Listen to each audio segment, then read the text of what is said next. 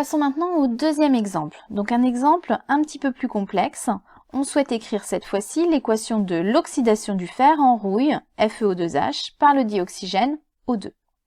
Pour cela, nous avons besoin des couples redox, donc je vous les donne, O2 gazeux, H2O liquide, donc le dioxygène et l'eau. Le deuxième couple, FeO2H solide, donc c'est la rouille, Fe solide, c'est le fer métallique.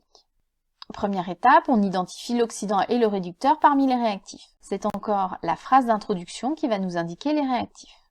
Le premier réactif dont on nous parle, c'est le fer. Il est dans le deuxième couple, le fer solide. Il est à droite, c'est donc un réducteur. Le deuxième réactif, c'est le dioxygène. Il se trouve dans le premier couple à gauche, c'est donc un oxydant. Passons maintenant à la deuxième étape où il faut équilibrer les demi-équations. Donc j'ai toujours mes couples ici, avec en rouge mes réactifs. Donc la première étape, on l'a vu tout à l'heure, placer le réactif à gauche et le produit à droite. Donc comme je les ai mis en rouge, c'est assez simple, j'ai juste à reporter et à placer mes doubles demi-flèches. Deuxième étape, je vais équilibrer les atomes. Alors cette fois-ci, ils sont équilibrés contrairement au premier exemple. Alors 3 étapes, toujours à réaliser dans le même sens pour équilibrer les atomes. La première étape, il faut équilibrer les atomes autres que l'hydrogène et l'oxygène. Donc pour la première demi-équation, il n'y a pas d'atomes autres qu'oxygène et hydrogène, donc je laisse tel quel. Pour la deuxième demi-équation, j'ai l'atome de fer, donc qui n'est pas de l'hydrogène et pas de l'oxygène, donc il faut que je l'équilibre. J'ai un atome de fer à gauche, un atome de fer à droite, pas besoin d'équilibrer, il est déjà fait. Sinon, on place un coefficient stoichiométrique devant la molécule. Deuxième étape, on va équilibrer les atomes d'oxygène. Pour équilibrer les atomes d'oxygène, on va pouvoir ajouter des molécules d'eau. En effet, la molécule d'eau, c'est le solvant qu'on utilise dans les demi-équations d'oxydoréduction. C'est le cas surtout au lycée. Après, on peut avoir d'autres solvants, mais au lycée, c'est le seul solvant qu'on utilise. Pour la première demi-équation, on a deux atomes d'oxygène à gauche, un atome d'oxygène à droite. On a déjà une molécule d'eau, donc on va rajouter une deuxième molécule d'eau pour équilibrer les atomes d'oxygène, ce qui va nous donner 2 H2O à droite. Pour la deuxième demi-équation, on a le fer solide donc qui est tout seul et on a 2 atomes d'oxygène à droite. On va donc ajouter 2 molécules d'eau. En ajoutant 2 molécules d'eau, on a 2 atomes d'oxygène. La dernière étape, équilibrer les atomes d'hydrogène. Pour équilibrer les atomes d'hydrogène, on ajoute des ions H+. Les ions H+, ils sont caractéristiques des acides. On ajoute des ions H+, parce que les réactions d'oxydoréduction ont souvent lieu en milieu acide. Pour le premier cas, O2, 2H2O, j'ai 4 atomes d'hydrogène à droite. Il va donc falloir ajouter 4 ions H+, pour équilibrer les atomes d'hydrogène. Pour la deuxième demi-équation, j'ai 4 atomes d'hydrogène à gauche, mais attention, j'en ai déjà un à droite. Donc pour équilibrer, il faut que j'ajoute 3 ions H+. Je me retrouve bien avec 4 atomes d'hydrogène à gauche, 4 atomes d'hydrogène à droite. La troisième étape, que l'on a vue tout à l'heure, équilibrer les charges. On équilibre les charges en ajoutant les électrons, toujours du côté de l'oxydant. Comme j'ai mes couples qui sont marqués en haut, je sais tout de suite de quel côté sont mes oxydants. Donc pour le deuxième couple, je sais que c'est la rouille qui est l'oxydant, donc je dois ajouter les électrons du côté de la rouille, c'est-à-dire à droite pour ma demi-équation. Je rajoute 3 électrons parce que j'ai 3 ions H+ à droite.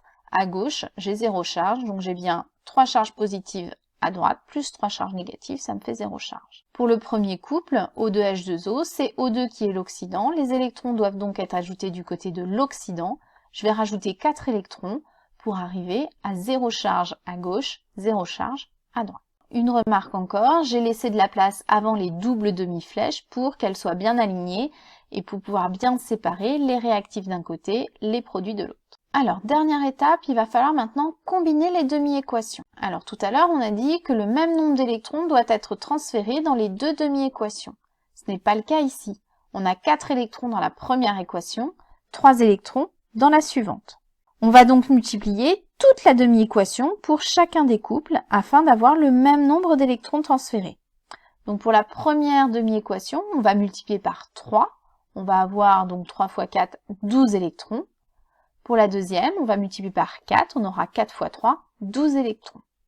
Donc on multiplie toute la demi-équation par ce coefficient. Donc ce qui fait qu'on va avoir pour la première demi-équation 3O2 plus 12H+, plus 12 électrons qui va nous donner 6H2O. J'ai multiplié par 3 chaque nombre stoichiométrique. Et on va faire la même chose pour la deuxième demi-équation. J'ai un atome de fer, je multiplie par 4, je vais avoir 4 atomes de fer. J'ai 2 molécules d'eau, je multiplie par 4, je vais avoir 8H2O, etc. On obtient donc 4 fer plus 8H2O qui nous donne 4 FeO2H plus 12H+, plus 12 électrons. Et on a donc le même nombre d'électrons qui est transféré dans ces deux demi-équations. L'étape suivante, on va pouvoir alors sommer membre à membre. On somme membre à membre, tous les réactifs à gauche, tous les produits à droite. Et évidemment, on n'a plus la double demi-flèche, on a une simple flèche. On va ensuite pouvoir simplifier. Alors on simplifie donc les électrons, ça c'est obligatoire. Et puis on s'aperçoit qu'on a des ions H+ à gauche, des ions H+ à droite. On a le même nombre, donc ça se simplifie aussi. On a une autre molécule que l'on retrouve à gauche et à droite, c'est la molécule d'eau. On en a 8 à gauche, 6 à droite. Donc on va pouvoir simplifier et on va obtenir 2 molécules d'eau à gauche. L'équation simplifiée, 4 atomes de fer solide, plus 2 molécules d'eau liquide, plus 3 atomes de dioxygène gazeux, qui va nous donner 4 molécules de rouille. On obtient donc l'équation d'oxydoréduction. Sur votre copie, qu'est-ce qui doit apparaître? Il doit apparaître les couples mis en jeu, les demi-équations complétées, avec les coefficients multiplicateurs, et puis l'équation finale. Tout le reste peut apparaître sur la copie, ou tout simplement être fait au brouillon. Voilà pour cette vidéo, j'espère que vous avez tout compris.